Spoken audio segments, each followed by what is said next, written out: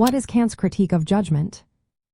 Have you ever wondered how we decide what is beautiful or meaningful? Immanuel Kant's work, titled The Critique of Judgment, published in the year 1790, tackles these questions head-on. This book is often referred to as the Third Critique, following his earlier works on pure reason and practical reason. It is divided into two main sections: the Critique of Aesthetic Judgment and the Critique of Teleological Judgment. In the Critique of Aesthetic Judgment, Kant explores how we experience beauty and art. He argues that our judgments about beauty are subjective, meaning they come from personal feelings. However, he also claims that these judgments have a universal aspect.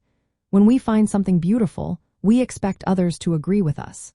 This expectation arises because, according to Kant, the experience of beauty is not just about individual taste.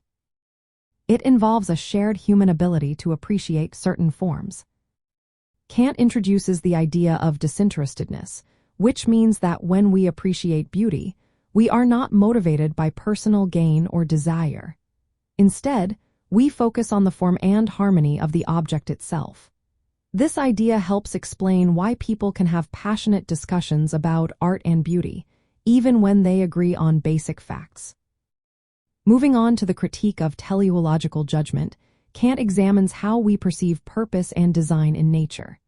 He investigates how we attribute purposes to natural phenomena, even though these purposes are not objectively given. For instance, we might say a flower exists to attract bees. Kant argues that this way of thinking is more about how we interpret the world than about actual facts. This section connects to scientific inquiry and how we organize our understanding of natural systems. Kant describes judgment as having two roles: determining and reflecting. Determining judgment applies established rules to specific cases. Reflecting judgment, on the other hand, seeks rules for cases where none are provided.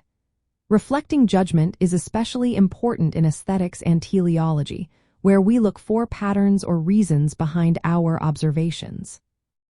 In the context of European history, Kant's critique of judgment serves as a response to Enlightenment ideas about reason, science, and art. It bridges the gap between rationalist and empiricist traditions by showing how our faculties, reason, understanding, and judgment work together.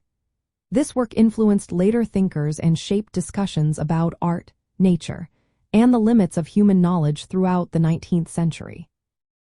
Practical applications of Kant's ideas can be seen in how we discuss art, beauty, and the natural world. His distinction between subjective experience and universal claims helps explain why people argue about what is beautiful or meaningful. In European intellectual history, the Critique of Judgment marks a turning point, illustrating how philosophy can address both the objective world and individual experiences.